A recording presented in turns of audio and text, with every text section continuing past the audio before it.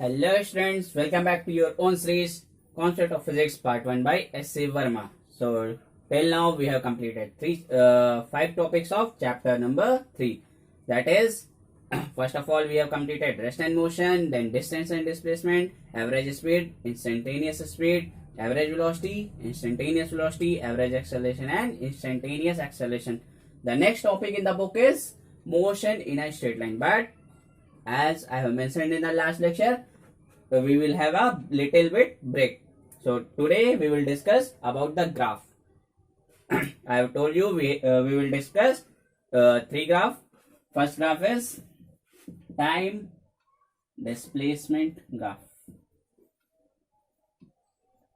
The second one is time velocity graph, and the third one is time acceleration graph.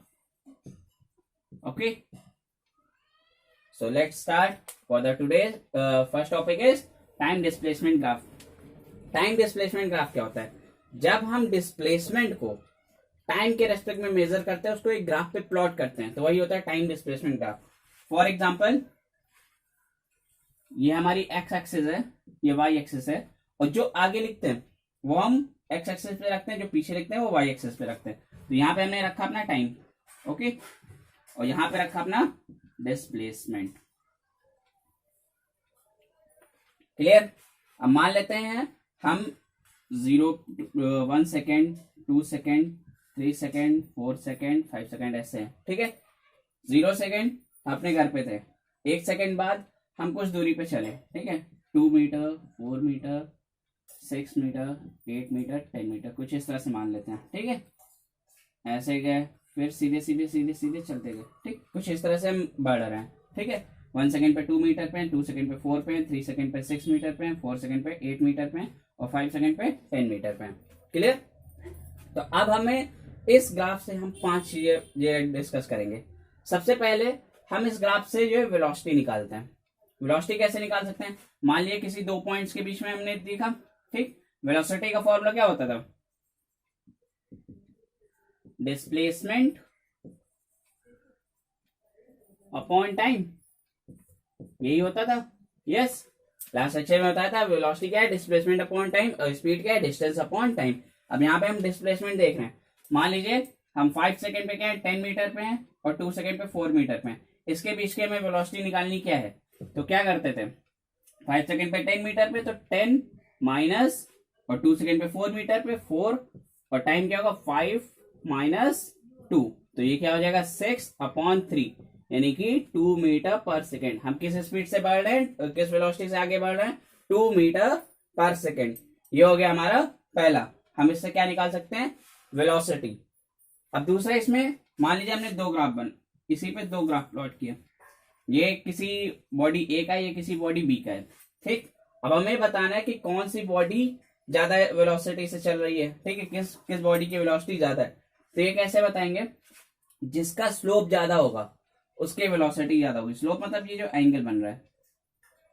अब इन दोनों में से किसका एंगल ज्यादा है? बी वाले का. ठीक है, तो स्लोप किसका ज्यादा है? बी का. तो क्या होगा? बी की वेलोसिटी ज्यादा होगी, ए की वेलोसिटी कम होगी. अब इसको देख भी सकते हैं. ये 5 सेकेंड पे क्या है, 6 पे है. ठीक है, 0 पे 0 पे, और 5 पे 6 पे, और ये 5 सेकेंड पे 10 मीटर पे मान लेते हैं. तो अब पहले जो वेलोसिटी ऑफ बॉडी ए है वो क्या हो जाएगी? 5 सेकेंड पे कितने पे? 6 माइनस 0/5 माइनस 0, यानी कि 6/5, 1.2 मीटर पर सेकेंड. अगर हमें वेलोसिटी ऑफ बॉडी बी निकालना है तो 5 सेकेंड पे कितने पे?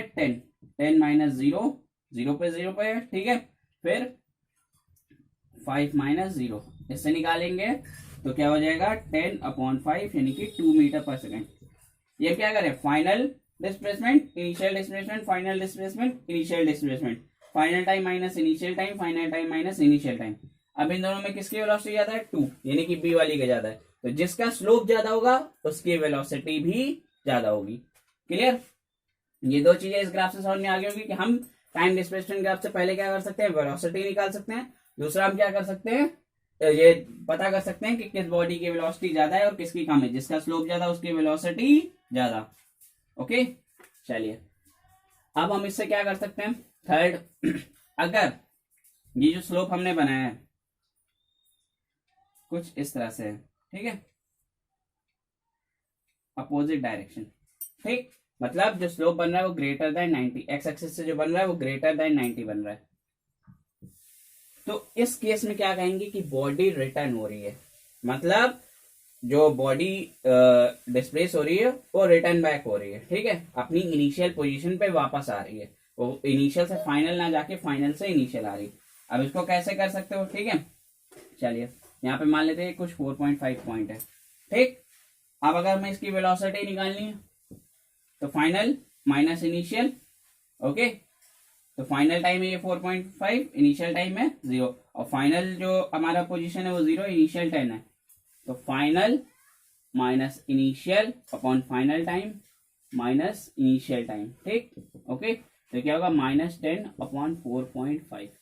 तो ये क्या आ रहा है, माइनस में वेलोसिटी, माइनस में वेलोसिटी मतलब क्या हुआ, डायरेक्शन अपोजिट है, बॉडी क्या हो रही है, रिटर्न हो रही है, अपनी इनिशियल पोजीशन पे वापस आ रही है, ठीक है। तो अगर स्लोप ग्रेटर देन 90 होगा तो हम क्या कहेंगे कि बॉडी रिटर्न बैक हो रही है। क्लियर, ये तीसरी चीज क्लियर होगी। पहली क्या क्लियर करी कि हम वेलोसिटी निकाल सकते हैं, दूसरी क्या क्लियर करी कि जब स्लोप ज्यादा होगा तो वेलोसिटी ज्यादा होगी, तीसरी क्या क्लियर करी अगर स्लोप ग्रेटर देन 90 होगा तो वेलोसिटी निगेटिव होगी, मतलब बॉडी रिटर्न हो रही है अपनी इनिशियल पोजीशन पे। क्लियर, चलिए तीन चीजें समझ में आ गई होंगी, ओके। अब चौथी चीज, हो सकता है एक ही बॉडी अलग अलग वेलोसिटी से भी मूव कर रही हो, कहीं कहीं पे उसकी वेलोसिटी कम हो, कहीं पे ज्यादा हो, और कहीं पे हो सकता है वो रुक भी गई हो सकता है ना। मान लीजिए 1 सेकेंड में कुछ इस तरह से चली, फिर अगले 2, 3, 4 सेकेंड में ये कुछ इस तरह से गई, ठीक है, ये 0 से 1 में कुछ इस तरह से, फिर 2 से 3 के बीच में इस तरह से, और 3 से 4 के बीच में ये रुक गई, 4 से 5 के बीच में ये वापस आ गई, ठीक। तो इसमें देखिए अलग अलग बनेंगे हमारे, ठीक है, क्लियर। इस टाइम पे क्या है वेलोसिटी, स्लोप क्या आएगा, ये कम होगा, और इसका स्लोप देखेंगे तो किसका स्लोप ज्यादा है, इसका स्लोप ज्यादा है, मतलब इस टाइम पे बॉडी स्पीड ज्यादा है, ठीक है, इसकी स्पीड ज्यादा है, और यहाँ पे क्या हो गई, लेस हो गई, कम हो गई। यहाँ पे क्या है, स्ट्रेट लाइन है, मतलब वहां पे क्या है, बॉडी रुकी हुई है, कोई भी टाइम बढ़ रहा है और डिस्प्लेसमेंट नहीं हो रहा है। तो क्या हुआ इसका मतलब, टाइम बढ़ता जा रहा है, डिस्प्लेसमेंट नहीं हो रहा, तो मतलब क्या है, बॉडी रुकी हुई है, और फिर से ये स्लोप ग्रेटर देन 90, तो फिर से क्या मतलब कि हाँ ये बॉडी वापस रिटर्न बैक हो रही है, ठीक है। तो एक ही ग्राफ में सारी चीजें भी कवर हो सकती हैं कि ये स्पीड कम हो सकती है, स्पीड ज्यादा हो सकती है, स्ट्रेट लाइन हो सकता है, रिटर्न बैक हो सकता है, सब हो सकता है, ठीक। ये चार चीजें आपको क्लियर हो गई होंगी पहले जो टाइम डिस्प्लेसमेंट ग्राफ से। और जो पांचवी वो बहुत इंपॉर्टेंट सी चीज है, अगर ये कर्व स्ट्रेट लाइन हो के कुछ कॉन्टिन्यूअस हो, कुछ इस तरह से, ठीक है, यहाँ पे डिस्प्लेसमेंट है और यहाँ पे टाइम है, ठीक। तो अब इस टाइम पे हम कैसे निकालेंगे वेलोसिटी, मान लीजिए पॉइंट ए और बी के बीच में निकालना है, ठीक।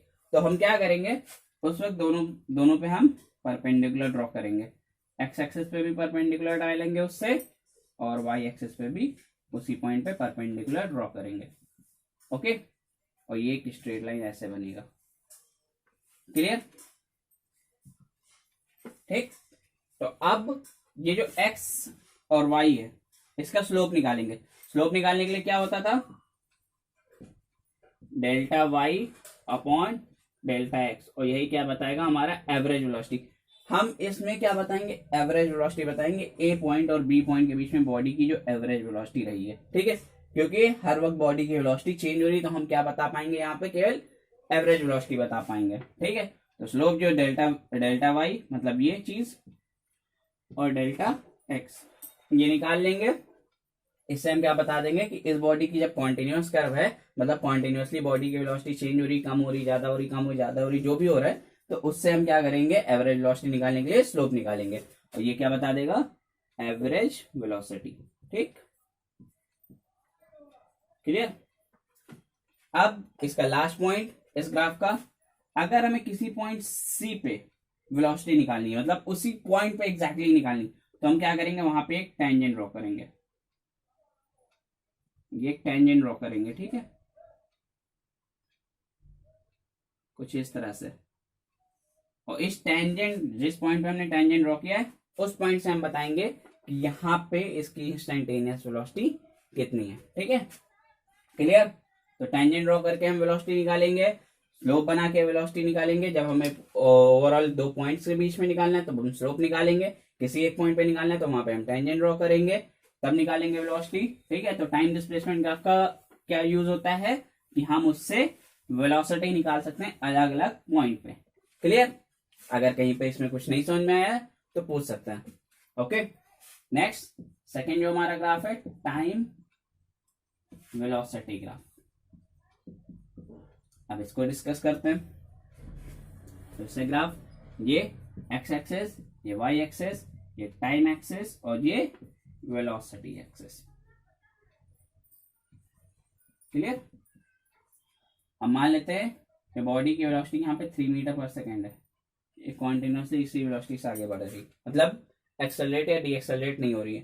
ठीक है, तो अब हम इससे क्या निकाल कह सकते हैं, यहाँ पे टाइम सेकेंड में। ठीक, ये 0 1 2 3 4 ऐसे ले लेते हैं। ठीक, हम इस जो हमारा ग्राफ है टाइम वेलोसिटी ग्राफ, इससे क्या कैलकुलेट कर सकते हैं। सबसे पहली चीज जो आपने फॉर्मूला पढ़ा है, speed is equal to distance upon time. तो उससे डिस्टेंस क्या हो जाएगा, स्पीड इनटू टाइम, ये हो जाएगा। Yes, okay. तो अब यहाँ पे अगर हमें मान लीजिए किसी ये 1 सेकेंड से 3 सेकेंड के बीच में निकालने की बॉडी ने कितनी डिस्टेंस ट्रेवल करी, तो हम इन दोनों साइड पे एक परपेंडिकुलर ड्रॉ कर लें। ठीक, अगर हम ये इतना एरिया निकाल लेते हैं तो क्या हम डिस्टेंस निकाल लेंगे बॉडी ने कितनी ट्रेवल करी। यस, देखो ये क्या है मीटर पर सेकेंड, तो ये सेकेंड है, इस वेलोसिटी इनटू टाइम। अगर इसका एरिया निकालो, रेक्टेंगल का एरिया क्या होता है, एरिया ऑफ रेक्टेंगल क्या होता है, लेंथ इनटू ब्रेथ। लेंथ इसकी क्या हो गई, ये point A B C D ले लो, तो लेंथ इसकी क्या होगी ए बी, और ब्रेथ क्या हो गई, ठीक है, सी बी ले लो। ठीक, ओके। अब लेंथ इसकी बताई हमने, ये क्या होगा 3 माइनस 2 3 माइनस 1 सॉरी 3 माइनस 1, ये सेकेंड इनटू ब्रेथ, ये 3 मीटर पर सेकेंड। ये सेकेंड सेकेंड कैंसिल हो जाएगा, क्या आएगा 2 इंटू 3 यानी कि 6 मीटर। और ये 6 मीटर क्या बता रहा है कि बॉडी ने 1 सेकेंड से 3 सेकेंड के बीच में कितनी डिस्टेंस ट्रेवल करी है, 6 मीटर। तो हम टाइम वेलोसिटी ग्राफ से क्या निकाल सकते हैं, डिस्टेंस निकाल सकते हैं बॉडी ने कितनी ट्रेवल करी है। क्लियर। चलिए, ये इसका पहला पॉइंट हो गया। अब इसका दूसरे पॉइंट पे आते हैं। ठीक, अगर ये जो ग्राफ बना हुआ कुछ इस तरह से बना हुआ है, मतलब एक्सेलरेटेड मोशन है, यहाँ पे टाइम, यहाँ पे वेलोसिटी। ठीक, 1 2 3 4 0 1 2 3 4 कुछ इस तरह से, मतलब टाइम के साथ साथ बॉडी की वेलोसिटी बढ़ रही है। तो क्या इसमें भी हम डिस्प्लेसमेंट निकाल सकते हैं। यस, अगर हम मान लेते हैं कुछ इस पॉइंट और इस पॉइंट के बीच में निकालना है, तो यहां से एक हमने परपेंडिकुलर ड्रॉ किया, यहां से हमने परपेंडिकुलर ड्रॉ किया। अब इसमें दो एरिया हो जाएंगे, एक एरिया ये 1, एक एरिया ये 2, दोनों ये एरिया हो जाएगा रेक्टेंगल, जिसके लिए फॉर्मूला क्या लगेगा, लेंथ इंटू ब्रेथ, और ये हो जाएगा ट्राइंगल, जिसके लिए half base into height. Height ये हो जाएगी, बेस से हम दोनों का एरिया कैलकुलेट करके जोड़ देंगे तो हमें पता चल जाएगी टोटल डिस्टेंस। ठीक, अगर हमें डिस्टेंस निकालनी है बॉडी की, किसी पॉइंट 2 सेकेंड और 3.5 सेकेंड के बीच में बॉडी ने कितनी डिस्टेंस ट्रेवल करी, या जब वेलोसिटी 2 थी और 4 थी उनके बीच में कितनी डिस्टेंस ट्रेवल करी, तो हम क्या करेंगे, एरिया निकाल लेंगे। ठीक, अब इससे क्या निकाल सकते हैं, इससे हम एक्सेलरेशन भी निकाल सकते हैं। एक्सेलरेशन कैसे निकाल सकते हैं, ये तो हमने मल्टीप्लाई किया, आ गया। अगर हम इसी वक्त किसी भी टाइम पे इसका स्लोप निकालना है, ठीक, स्लोप क्या होगा, delta y upon delta x, मतलब change in velocity upon change in time. Slope क्या हो जाएगा, delta y upon delta x, और वाई एक्सिस पे क्या है, वेलोसिटी, डेल्टा मतलब change in velocity upon change in time. अगर change in velocity change in time निकाल लेते हैं तो क्या होता है वो एक्सेलरेशन। तो स्लोप इसका क्या बताएगा acceleration of the body. Okay, acceleration निकालने के लिए क्या करेंगे delta we upon delta T. तो हम क्या कर सकते हैं टाइम वेलोसिटी ग्राफ से सबसे पहले हमने क्या पता किया कि हम डिस्टेंस निकाल सकते हैं बॉडी ने कितनी ट्रेवल करी है, और दूसरा क्या निकाल सकते हैं एक्सेलरेशन। डिस्टेंस निकालने के लिए क्या करेंगे हम उसका एरिया कैलकुलेट करेंगे, एक्सेलरेशन निकालने के लिए हम क्या करेंगे उसका स्लोप निकालेंगे, मतलब delta y upon delta x या change in velocity upon change in time. तो ये हो गया हमारा टाइम वेलोसिटी ग्राफ। क्लियर। चलिए अगर स्ट्रेट लाइन दिखा रहा है टाइम वेलोसिटी ग्राफ में तो क्या है नॉन एक्सेलरेटेड मोशन है, मतलब कांस्टेंट वेलोसिटी से मूव कर रही है। अगर हमारी वो जो क्या बोल रहे हैं स्ट्रेट लाइन पाथ दिखा रहा है मतलब किसी स्लोप पे दिखा रहे हैं, एक्स एक्सिस के अगर पैरेलल दिखा रहा है तो मतलब नॉन एक्सेलरेटेड मोशन है, एक्स एक्सिस से कोई स्लोप बना रहा है तो एक्सेलरेटेड मोशन है। Last time acceleration graph. तो ये भी बहुत छोटी सी चीज है, बहुत इंपॉर्टेंट है। ठीक, इसमें भी वही टाइम कहां पे लेंगे एक्स एक्सिस पे, एक्सेलरेशन लेंगे वाई एक्सिस पे। ठीक, ओके। एक्सेलरेशन की यूनिट क्या होती है मीटर पर सेकेंड स्क्वायर और इसकी क्या होती है सेकेंड। फिर इसमें भी जो भी ग्राफ बन रहा होगा, कोई भी ग्राफ बन रहा है, अब इससे क्या निकाल सकते हो अगर इन दोनों को मल्टीप्लाई करोगे तो क्या आएगा मीटर पर सेकेंड स्क्वायर इंटू सेकेंड, क्या बता देगा हमारा वेलोसिटी। तो मतलब अगर हम ये एक्सेलरेशन ग्राफ से हम एरिया इसका कैलकुलेट करते हैं तो क्या बताता है velocity. Okay, time acceleration graph में अगर हम एरिया कैलकुलेट करेंगे तो क्या बताएगा वेलोसिटी। क्लियर। इसमें बस इतना ही होता है कि हमें एक्सेलरेशन जब एक्सेलरेशन टाइम एक्सेलरेशन ग्राफ दिया होता है तो उससे हम वेलोसिटी निकाल सकते हैं, इसमें और कुछ नहीं है। ठीक, तो टाइम एक्सेलरेशन ग्राफ से टाइम वेलोसिटी ग्राफ भी बनाया जाता है और टाइम वेलोसिटी ग्राफ से टाइम डिस्प्लेसमेंट ग्राफ भी बनाया जा सकता है। मतलब अगर हमें एक ग्राफ पता है तो उससे हम बाकी के दोनों भी बना सकते हैं। वो कैसे बनाएंगे वो जब न्यूमेरिकल समझाएंगे तो उसमें और क्लियर हो जाएगा कि कैसे बनाते हैं। ठीक, तो ये इतनी सी चीज थी ग्राफ की। सबसे पहले हमने टाइम डिस्प्लेसमेंट ग्राफ पढ़ा, उसमें देखा क्या क्या चीजें निकाल सकते हैं, टाइम वेलोसिटी ग्राफ में देखा, फिर टाइम एक्सेलरेशन ग्राफ। बहुत सिंपल सा है, जब न्यूमेरिकल्स लगाओगे तो और अच्छे से क्लियर हो जाएगा। अब हम अगला टॉपिक हमारा है motion in a straight line. ठीक, उसके लिए हमारे पास 3 इक्वेशंस होती हैं जो इक्वेशन ऑफ मोशन होती हैं। v is equal to u plus a t और s is equal to u t plus half a t square और तीसरी v square is equal to u square plus 2as। यहाँ पे v क्या होता है बॉडी की फाइनल वेलोसिटी, u क्या होता है बॉडी की initial velocity, a acceleration t time और s होता है हमारा distance travel by the body in time t। Clear. ये 4 चीजें होती हैं v u a t और s। ठीक, 5 चीजें होती हैं हमारी v final velocity, u initial velocity, a acceleration t time और s distance travel by the body. अब इन जो हमारी इक्वेशंस होती हैं इनको निकालने के 2 मेथड होते हैं। एक होता है ग्राफिकल मेथड, दूसरा होता है कैलकुलस मेथड। कैलकुलस मतलब इंटीग्रेशन डिफरेंशिएशन यूज करके और ग्राफिकल मतलब ग्राफ से। ठीक, इनिशियल वेलोसिटी अगर बात करें तो सब लोग तो ये कहेंगे कि हर बॉडी इनिशियली रेस्ट पे होती है, उसके बाद वो मूव करना शुरू करती है तो सबकी इनिशियल वेलोसिटी 0 होनी चाहिए। नहीं, इनिशियल वेलोसिटी का यहाँ पे मतलब है कि जो हम रीडिंग्स ले रहे हैं या जो भी हम ऑब्जर्वेशन कर रहे हैं उसका। ठीक है, मान लीजिए कोई बॉडी कोई ट्रेन है वो 50 की स्पीड से चल रही है। ठीक है, और हम किसी प्लेटफॉर्म पे खड़े हैं और हमारे सामने से वो 50 की स्पीड से निकली और ये अगले प्लेटफॉर्म पे अगले थोड़ी दूरी पे जाके उसने अपनी स्पीड बढ़ा दी, 60 कर दी, फिर 70 कर दी। तो हमारे सामने जब वो निकली तो क्या थी 50, मतलब इनिशियल स्पीड मेरे लिए उसकी कितनी थी 50 और फाइनल स्पीड कितनी हो गई 70। ठीक है, तो इनिशियल स्पीड में क्या करते हैं हम जब ऑब्जर्वेशन ले रहे हैं उस वक्त बॉडी की क्या स्पीड है वो थी इनिशियल और फाइनल, ना कि वो एक्चुअल में रेस्ट पे थी या मोशन में थी, उससे नहीं। हम जो ऑब्जर्वेशंस कर रहे हैं वहां से हम बात करते हैं। ठीक है, क्लियर। चलिए अब इसको ग्राफिकल मेथड से निकालेंगे और ग्राफ बहुत आसान है। कौन सा ग्राफ यूज करेंगे टाइम वेलोसिटी ग्राफ। क्लियर। अब देखिए टाइम वेलोसिटी ग्राफ से कैसे निकाल लेते हैं। मान लीजिए ये 0 टाइम पे और ये t टाइम है।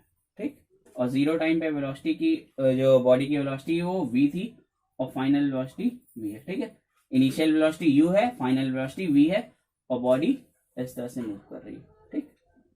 और यहाँ पे आके ये हो गई, ठीक। ये मान लेते हैं टाइम टी यहाँ पे, क्लियर, ओके। चलिए अब अगर हमें इसमें एक्सेलरेशन निकालना है, ये वेलोसिटी, ये टाइम।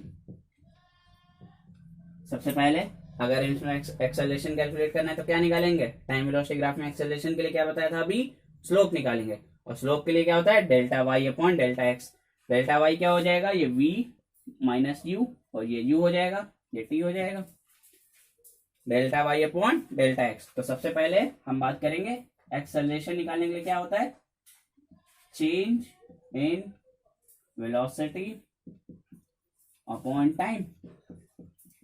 और वेलोसिटी कितनी है, final velocity v, initial velocity u, तो चेंज इन वेलोसिटी हो जाएगा। और टाइम कितना लगा है, t, 0 से t के बीच में मेजर कर रहे हैं, तो a क्या आ जाएगा, v minus u upon T. तो इससे v क्या आ जाएगा, u प्लस ए टी। ये हो गई हमारी पहली इक्वेशन, ठीक, क्लियर। अब टाइम वेलोसिटी ग्राफ से डिस्प्लेसमेंट निकालने को बताया था, क्या करते थे हम, इसका एरिया और प्लस इसका एरिया, ठीक है। ये मान लेते पहला रेक्टेंगल और दूसरा ट्रायंगल, इन दोनों का एरिया अगर कैलकुलेट करोगे तो क्या बताएगा, डिस्प्लेसमेंट। और डिस्प्लेसमेंट को किससे लिख रहे थे, एस से। एस यहाँ पे क्या हो जाएगा, area of rectangle plus area of triangle, okay. और रेक्टेंगल के लिए क्या होता है formula, length into breadth. Length इसकी क्या हो गई, टी, ब्रेथ क्या हो गई, यू, ठीक। तो T into you plus area of triangle क्या होता है, half base into height. Base इसका क्या है, टी, और हाइट कितनी है, v माइनस यू। हाइट क्या है, v माइनस यू, ठीक है। और ये अब इसको क्या लिख सकते हैं, u t plus half t into v minus u. और इससे v माइनस यू क्या आएगा, ए टी। तो v माइनस यू को क्या लिख सकते हैं, पहले इक्वेशन से v माइनस यू क्या हो सकता है, ए टी हो सकता है। तो क्या हो जाएगा, you t plus half a T into T, और जिसको क्या लिख सकते हो, you t plus half a t square. ये हो गई हमारी दूसरी इक्वेशन ऑफ मोशन। पहली निकालने के लिए क्या किया, एक्सेलरेशन निकाला। दूसरी निकालने के लिए हमने दोनों का एरिया ऐड कर दिया, ठीक। ये हो गई हमारी दो इक्वेशन ऑफ मोशन। अब बात करते हैं तीसरी की, ठीक। तीसरी निकालना भी उतना ही आसान है। ये तो हमने क्या किया, अभी निकाला अलग अलग ग्राफ, एरिया कैलकुलेट किया। क्या हम इसको डायरेक्टली एक ट्रिपेजियम कंसीडर कर सकते हैं, ठीक। यस, ये एक ट्रिपेजियम है, ये दोनों पैरेलल साइड हैं, ठीक है, ये नॉन पैरेलल साइड है, ठीक। तो एरिया ऑफ ट्रिपेजियम क्या होता है, एरिया ऑफ ट्रिपेजियम क्या बताता है, फॉर्मूला क्या होता है, half into sum of parallel sides into height. Yes, और सम ऑफ पैरेलल साइड्स कौन कौन सी हैं, ये और ये है, ठीक है। ये इतनी क्या है, u, और इतनी क्या है, ये पूरी v। तो सम ऑफ पैरेलल साइड्स करना है, मतलब u प्लस v, ठीक। और हाइट इसकी क्या है, t, ओके। तो क्या हो जाएगा, half u plus v into T. और पहली इक्वेशन ऑफ मोशन पे आते हैं। पहली इक्वेशन ऑफ मोशन क्या थी, v equals to u plus a t. इससे t क्या आएगा, v minus u upon a. ये वैल्यू हम यहाँ पे रख देते हैं, ठीक। क्या हो जाएगा, हाफ u प्लस v, और ए किया क्या रख दोगे, सॉरी t किया क्या रख दोगे, v minus u upon t. A plus b, a minus b का फॉर्मूला क्या होता है, मैथ्स वालों, a plus b, a minus b क्या होता है, a square minus b square. तो फॉर्मूला होता है a plus b into a minus b is equals to a square minus b square. V plus u, v minus u क्या हो जाएगा, और ये सब क्या होगा, एस, क्योंकि हम एरिया निकालने मतलब डिस्टेंस। तो एस इज इक्वल्स टू 1/2, ये क्या होगा, v square minus u square upon a. Sorry यहाँ पे टी लिख दिया था, ए होगा, ठीक। तो ये 2a इधर भेज दो, तो 2as equal to v square minus u square, और उससे क्या आ जाएगा, v square equal to u square plus 2as। आ गई तीसरी इक्वेशन ऑफ मोशन। पहले निकालना था तो क्या करना है हमें एक्सेलरेशन निकालना है यानी कि स्लोप निकालना है, दूसरी निकालना है तो हमें दो अलग अलग पार्ट में एरिया को ऐड करना है, रेक्टेंगल प्लस ट्रायंगल, और तीसरी निकालनी तो area of trapezium sum of parallel side into height, बस सिंपली आ गया। क्लियर? चलिए तीनों इक्वेशन ऑफ मोशन समझ में आ गई होंगी। ये था हमारा ग्राफिकल मेथड। ठीक, अब अगला है कैलकुलस मेथड जो आज के लेक्चर का लास्ट टॉपिक है। ठीक, बाय कैलकुलस मेथड।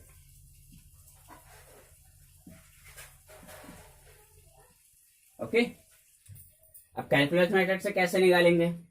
क्या होता है, ए के लिए हमने फॉर्मूला पढ़ा था डीवी बाई डी टी, जो एक्सेलरेशन था, इंस्टेंटेनियस एक्सेलरेशन था, उसके लिए फॉर्मूला पढ़ा था डीवी बाई डी टी, याद है? तो ए को डीवी को क्या लिख सकते हो, ए डी टी। अब हम दोनों साइड इसको इंटीग्रेट कर देते हैं। यहाँ पे लिमिट क्या रहेगी, initial velocity u, final velocity v, initial time 0, final time t। तो इसका क्या हो जाएगा, v u v, और ये a तो कांस्टेंट है। ठीक, ये क्या हो जाएगा t, और इसके लिए 0 t। अपर लिमिट रखो v minus q equal to a t, तो इससे क्या आ जाएगा, v equal to u plus a t। ये हो गया कैलकुलेट मेथड से पहली इक्वेशन ऑफ मोशन। सिंपल सा है, a equal to d v by d t लेना है, उसके बाद डीवी क्या हो जाएगा ए डी टी, इंटीग्रेट करना है, लिमिट हमें यू से भी, क्योंकि initial velocity u, final velocity v, और यहाँ पे initial time 0, final time t लेके कर देना है। ठीक, सेकंड हमारा क्या था, s equal to u t plus half a t square. ठीक, अब ये बताओ v क्या होता है, d s upon d t, याद है? ठीक, तो इससे ds क्या हो जाएगा, v डी टी हो जाएगा, और v की अभी वैल्यू निकाली u प्लस ए टी, तो ds क्या हो जाएगा, u plus a T into D T. फिर से दोनों साइड इंटीग्रेट करो, यहाँ पे क्या रहेगा, 0 से s। क्लियर? और यहाँ पे जब डी टी यानी कि 0 से t के बीच में, ये s हमारा क्या रहेगा, 0 से s के बीच में डिस्प्लेसमेंट, और 0 से t के बीच में डिस्प्लेसमेंट, और यहाँ पे हम ऊपर इसको कर दे रहे हैं। पहली वाली इक्वेशन ऑफ मोशन सबको समझ में आ गई होगी। ठीक, इसके लिए क्या हो जाएगा, s 0 से s के बीच में, और पहले जब u dt को इंटीग्रेट करोगे तो u t 0 से t प्लस a बाहर रहेगा कांस्टेंट, और t का इंटीग्रेशन t स्क्वायर बाई 2, और 0 से t इंटीग्रेशन ऑफ x की पावर n क्या होता है, x की power n plus 1 by n plus 1। तो x का इंटीग्रेशन क्या हो जाएगा, 1 प्लस 1 अपॉन 1 प्लस 1 यानी कि x स्क्वायर बाई 2। इसी तरह से t का इंटीग्रेशन t स्क्वायर बाई 2, तो ये क्या आ जाएगा, you t plus half a t square. ये दूसरी इक्वेशन ऑफ मोशन आ गई कैलकुलेट मेथड से। बहुत इजी है कैलकुलस मेथड। ठीक, बस हमें याद रखना है, पहले में क्या रखना है, v equal to a equal to d v by d t, और दूसरे में s equal to sorry v equal to d s upon d t. तीसरी, अब तीसरे में क्या करते हैं, तीसरी इक्वेशन ऑफ मोशन क्या होती थी, v square equal to u square plus 2as। ठीक है, एक्सेलरेशन क्या होता है, डीवी बाई डी टी। अगर हम डीवी बाई डी टी में ds अपॉन ds से मल्टीप्लाई डिवाइड कर दे तो कोई फर्क पड़ेगा नहीं। ठीक, और इसको लिखते हैं dv by d s into d s upon d t, और d s upon d t क्या होता था, v। तो a is equal to d s upon d t की आप v लिख सकते हैं, तो v dv by d s, तो ये ds को इधर भेज दें। ठीक, तो क्या होगा, a ds equal to v dv लिख सकते हो। ठीक, चलिए अब यहाँ पे समझाते हैं इसको। a ds equal to v dv, integrate करें, s कहां से कहां तक रहेगा, 0 से s तक, और v कहां से रहेगा, u से v तक। तो a ds equal to v square by 2, ठीक, u से v। ठीक, ओके, चलिए अब इसको क्या कर सकते हैं, ये ए एस हो जाएगा, सॉरी, और इसकी लिमिट 0 से s, तो इसको ए एस लिख दोगे, इसको u square minus v square upon 2 लिख दोगे, यहाँ पे चला आएगा तो 2as equal to v square minus u square, तो वी स्क्वायर क्या आ जाएगा, यू स्क्वायर प्लस 2as। ये आ गई हमारी तीसरी इक्वेशन ऑफ मोशन। मतलब कैलकुलस मेथड से भी हमने तीनों इक्वेशन ऑफ मोशन कैलकुलेट कर ली, ग्राफिकल से भी कैलकुलेट कर ली, और तीनों ग्राफ भी समझ लिए। ठीक, आज के लेक्चर में इतना ही रहेगा। बस अब अगले लेक्चर में क्या करना है, फ्रीली फॉलिंग बॉडी का पढ़ना है, उसके बाद motion in a plane, projectile motion और फ्रेम ऑफ रेफरेंस। फिर ये चैप्टर फिनिश हो जाएगा। ठीक है, होप सो अगले लेक्चर में फिनिश होएगा, या तो उसका एक लेक्चर और लगेगा। फिर उसके बाद इसके न्यूमेरिकल्स पे, और जो बहुत इंटरेस्टिंग है, बहुत मजा आने वाला है न्यूमेरिकल्स में। एक एक न्यूमेरिकल बहुत इंटरेस्टिंग और सारे डेली लाइफ से रिलेटेड है। ठीक है, तो होप सो अगर लेक्चर पसंद आया हो तो फिर से वही रिक्वेस्ट, चैनल सब्सक्राइब करिए, वीडियो लाइक करिए, कमेंट सेक्शन में बताइए कैसा लगा और अपने दोस्तों तक का शेयर करिए। Thank you so much.